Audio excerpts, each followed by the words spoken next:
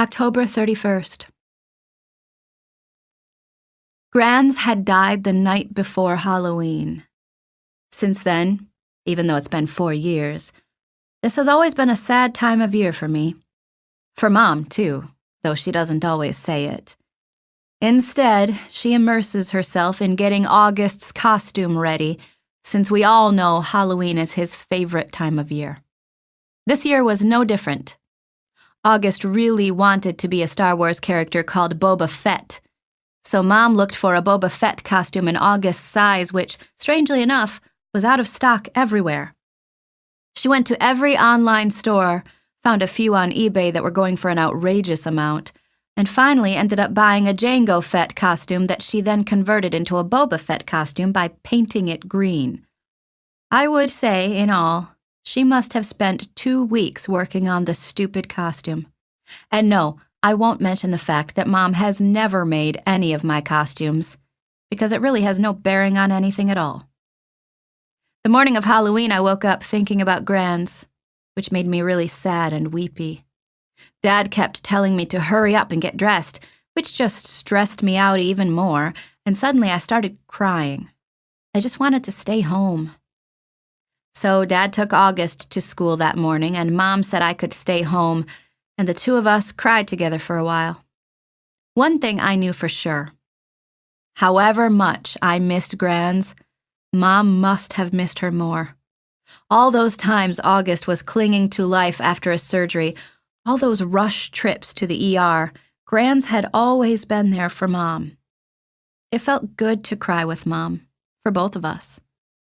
At some point, Mom had the idea of our watching The Ghost and Mrs. Muir together, which was one of our all-time favorite black and white movies. I agreed that that was a great idea. I think I probably would have used this weeping session as an opportunity to tell Mom everything that was going on at school with Miranda and Ella, but just as we were sitting down in front of the DVD player, the phone rang. It was the nurse from August's school calling to tell Mom that August had a stomachache and should be picked up. So much for the old movies and the mother-daughter bonding. Mom picked August up, and the moment he came home, he went straight to the bathroom and threw up. Then he went to his bed and pulled the covers over his head. Mom took his temperature, brought him some hot tea, and assumed the August's mom role again. Via's mom, who had come out for a little while, was put away. I understood, though. August was in bad shape. Neither one of us asked him why he had worn his bleeding scream costume to school instead of the Boba Fett costume Mom had made for him. If it annoyed Mom to see the costume she had worked on for 2 weeks tossed on the floor, unused, she didn't show it. Trick or treat. August said he wasn't feeling well enough to go trick-or-treating later in the afternoon, which was sad for him because I know how much he loved to trick-or-treat, especially after it got dark outside. Even though I was well beyond the trick-or-treating stage myself, I usually threw on some mask or other to accompany him up and down the blocks, watching him knocking on people's doors, giddy with excitement. I knew it was the one night a year when he could truly be like every other kid. No one knew he was different under the mask. To August, that must have felt absolutely amazing. At 7 o'clock that night, I knocked on his door. "Hey," I said. "Hey," he said back. He wasn't using his PlayStation or reading a comic book. He was just lying in his bed looking at the ceiling. Daisy, as always, was next to him on the bed, her head draped over his legs. The bleeding scream costume was crumpled up on the floor next to the Boba Fett costume. "How's your stomach?" I said, sitting next to him on the bed. "I'm still nauseous." "You sure you're not up for the Halloween parade?" "Positive." This surprised me.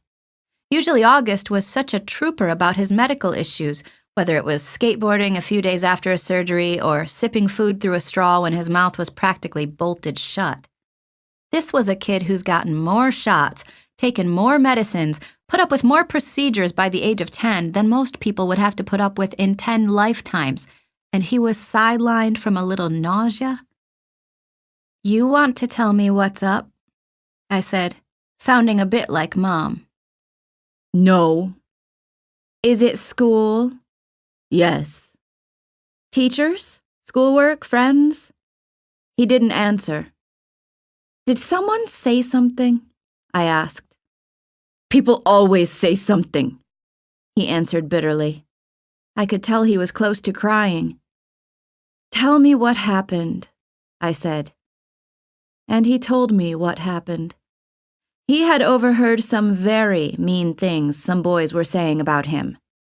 He didn't care about what the other boys had said. He expected that. But he was hurt that one of the boys was his best friend, Jack Will. I remembered his mentioning Jack a couple of times over the past few months. I remembered Mom and Dad saying he seemed like a really nice kid, saying they were glad August had already made a friend like that. Sometimes kids are stupid, I said softly, holding his hand. I'm sure he didn't mean it. Then why would he say it? He's been pretending to be my friend all along. Tushman probably bribed him with good grades or something. I bet you he was like, hey, Jack, if you make friends with the freak, you don't have to take any tests this year. You know that's not true, and don't call yourself a freak. Whatever. I wish I'd never gone to school in the first place. But I thought you were liking it. I hate it! He was angry all of a sudden, punching his pillow. I hate it! I hate it! I hate it! He was shrieking at the top of his lungs. I didn't say anything. I didn't know what to say. He was hurt. He was mad. I let him have a few more minutes of his fury. Daisy started licking the tears off of his face.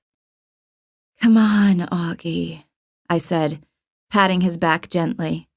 Why don't you put on your Jango Fett costume and— It's a Boba Fett costume! Why does everyone mix that up? Boba Fett costume, I said, trying to stay calm. I put my arm around his shoulders. Let's just go to the parade, okay? If I go to the parade, Mom will think I'm feeling better and make me go to school tomorrow. Mom would never make you go to school, I answered. Come on, Augie. Let's just go. It'll be fun, I promise, and I'll let you have all my candy. He didn't argue. He got out of bed and slowly started pulling on his Boba Fett costume. I helped him adjust the straps and tighten the belt, and by the time he put his helmet on, I could tell he was feeling better. Time to think. August played up the stomachache the next day so he wouldn't have to go to school. I admit I felt a little bad for Mom, who was genuinely concerned that he had a stomach bug, but I had promised August I wouldn't tell her about the incident at school. By Sunday, he was still determined not to go back to school. What are you planning on telling Mom and Dad? I asked him when he told me this. They said I could quit whenever I wanted to. He said this while he was still focused on a comic book he was reading. But you've never been the kind of kid who quits things, I said truthfully. That's not like you. I'm quitting. You're going to have to tell Mom and Dad why, I pointed out, pulling the comic book out of his hands so he'd have to look up at me while we were talking. Then Mom will call the school and everyone will know about it. Will Jack get in trouble? I would think so. Good. I have to admit, August was surprising me more and more. He pulled another comic book off his shelf and started leafing through it. Augie, I said, are you really going to let a couple of stupid kids keep you from going back to school? I know you've been enjoying it. Don't give them that power over you. Don't give them the satisfaction. They have no idea I even heard them, he explained. No, I know, but— Via, it's okay. I know what I'm doing. I've made up my mind. But this is crazy, Augie, I said emphatically, pulling the new comic book away from him too. You have to go back to school. Everyone hates school sometimes. I hate school sometimes. I hate my friends sometimes. That's just life, Augie. You want to be treated normally, right? This is normal. We all have to go to school sometimes despite the fact that we have bad days, okay? Do people go out of their way to avoid touching you, Via? He answered, which left me momentarily without an answer. Yeah, right. That's what I thought. So don't compare your bad days at school to mine, okay? Okay, that's fair, I said. But it's not a contest about whose days suck the most, Augie. The point is, we all have to put up with the bad days. Now, unless you want to be treated like a baby the rest of your life, or like a kid with special needs, you just have to suck it up and go. He didn't say anything, but I think that last bit was getting to him. You don't have to say a word to those kids, I continued. August, actually, it's so cool that you know what they said, but they don't know you know what they said, you know? What the heck? You know what I mean. You don't have to talk to them ever again if you don't want, and they'll never know why. See? Or you can pretend to be friends with them, but deep down inside you know you're not. Is that how you are with Miranda? He asked.